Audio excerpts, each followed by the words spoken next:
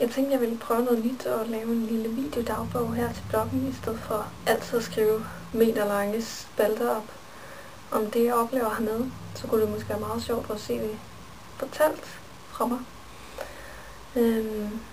Sidst jeg snakkede med jer, eller skrev til jer, så havde jeg lige været i Auckland. Sad i flyveren på vej til Christchurch. Vi havde rejst fra Wellington og hele vejen op til det nordligste punkt, eller det næst nordligste punkt i New Zealand, og oplevede en hel masse fantastiske ting. Og nu kunne jeg godt tænke mig at fortælle lidt om, hvad jeg har oplevet derefter nede på Sydøen. Og jeg skal selvfølgelig nok uploade nogle billeder, så jeg kan få en lille fornemmelse for, hvad det er for nogle steder, jeg har været ude at se sammen med Rasmus. Så vi startede i Christchurch, og Christchurch er den by, der blev ramt af et jordskælv den 22. februar, hvor der var rigtig mange mennesker, der døde.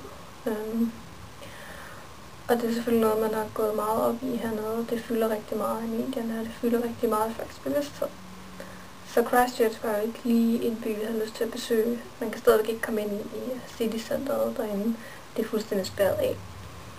Så der er ikke så meget at se i Christchurch lige i øjeblikket. Så vi skyndte os egentlig bare at leje en bil, og så kørte vi egentlig sydpå. Vi startede med at køre ned til Mount Cook, eller rettere sagt til en lille bitte by, der hedder Twizel, eller Twizel, som de siger hernede. Som der ikke bestod af noget som helst, udover den lå tæt på Mount Cook. Og det er tæt på, der mener jeg med noget med 60 km. Det er en af de nærmeste byer, man kan komme, hvis man gerne vil nå til Mount Cook. Mount Cook er et kæmpe stort bjerg, og vi fik fornøjelsen af dagen før at se det fra Twizel af. Og vi så det med en fantastisk smuk solnedgang over. Men dagen efter, da vi kørte derud, der var der fuldstændig overskyet, så snart vi nåede derud, og det regnede. Og det regnede, og det regnede, og vi gik en kort tur på en times tid derude, hvor vi blev simpelthen gennemblødt. Vi kunne ikke se noget som helst af bjerget, da vi kom derud. Så det var ikke nogen videre succes, men jeg er glad for, at vi fik det set fra, i det mindste fra afstand af, fordi jeg tror, det er fantastisk smukt, og jeg har faktisk set det senere hen fra luften af, men det skal jeg fortælle om lidt senere. Derefter så kørte vi længere sydpå. Vi kørte ned til Queenstown, som er måske lidt en backpackerby. Det er der, hvor man tager ned og laver en hel masse vilde ting. Men jeg må sige, at jeg blev utrolig positivt overrasket over Queenstown, for det var faktisk fantastisk smukt. Det lå lige ved siden, eller lå lige midt med en sø imellem, eller midt inde i byen, og så var der ellers bjerge rundt omkring. Og det er en af de smukkeste byer, jeg nogensinde har set, fordi det bare lå så ideelt. Og så var det ved at blive efterår dernede. Så selvom solen skinnede, og der var 20 grader, så var bladene alligevel ved at blive helt orange og røde nogle steder, og det gjorde det bare vanvittigt smukt. Lyset var helt specielt. Så der hang vi ud en enkelt overnatning, inden vi skulle videre til Fjordland, som er nogle fjorde, de har hernede, som man kan sejle i.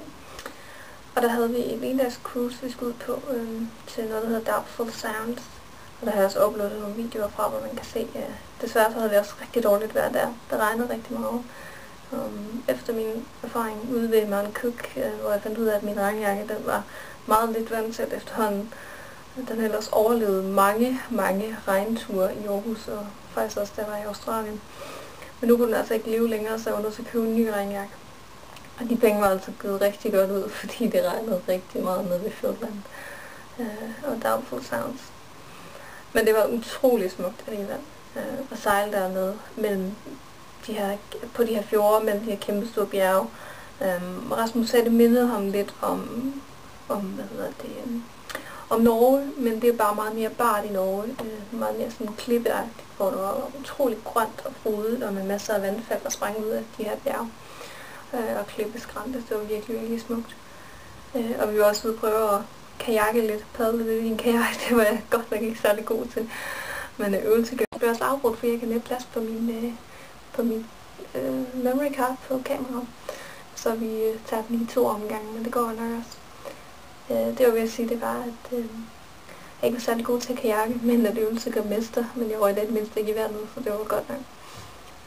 Da vores cruise overstod, så kørte vi tilbage til Queenstown, hvor vi gerne ville have en enkelt overnatning mere, fordi vi godt kunne tænke os at komme op på i sådan nogle skilifte op på et bjerg, der ligger midt i Queenstown. Og det var utroligt smukt igen. Det bliver sådan en floskel, det er smukt. Men det var det altså. Og vejret var fantastisk dejligt med 20 grader og solskin. Så det blev rigtig, rigtig fint. Så dagen efter så kørte vi op til Lake Wanaka, og det gjorde vi, fordi at jeg havde besluttet mig for, inden vi tog afsted, at jeg ville gerne have et skydive. Og jeg havde fået videre, at Lake Wanaka var et af de bedste steder at gøre det. Så jeg tænkte, skik, følge eller landfly, jeg hopper ud med en faldskærm her. Og det var et sted, hvor man har gjort det rigtig, rigtig mange gange, og hvor man springer i tandem, så man har nogle erfarne instruktører med sig, så det hele var utroligt professionelt og meget, meget sikkert. Sådan føles det i hvert fald. Og jeg var overrasket over, at jeg ikke var mere nervøs over det, over at hoppe komme op i det her fly.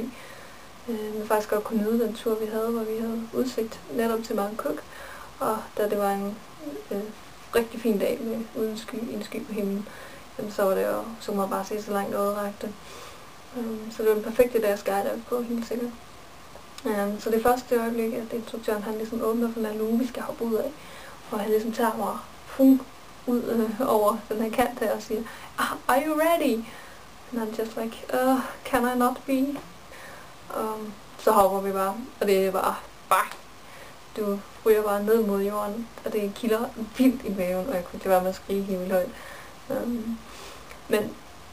Men der går nogle sekunder, og så får man ligesom, så vender man til sådan en følelse, og så føles det ligesom at svæve indtil de 45 sekunder er gået med frit fald, så hiver instruktøren i den her parachute, så vi kan langsomt svæve ned mod jorden, og det føles fuldstændig sikkert efter den her, at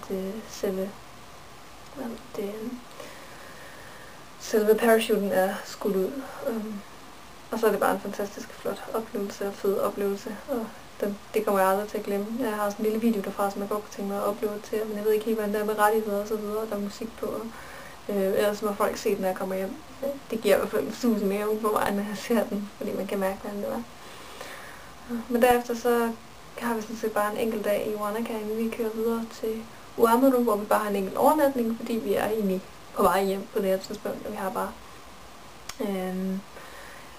et fly, vi skal nå i Christchurch, så vi tager egentlig bare den her køretur i 2, så i stedet for at sidde i bilen i 7 timer fra Wanaka til Christchurch, så kører vi lige en lille omvej ud til kysten. Så Oamaru, der er en meget lille flække, og der overhovedet ikke er værd at besøge, så man skal gøre et eller andet, inden vi kører til Christchurch, hvor vi siger farvel til hinanden. Meget, meget tidligt lørdag morgen, og Rasmus flyver til Danmark over Melbourne, og jeg flyver hjem til Wellington.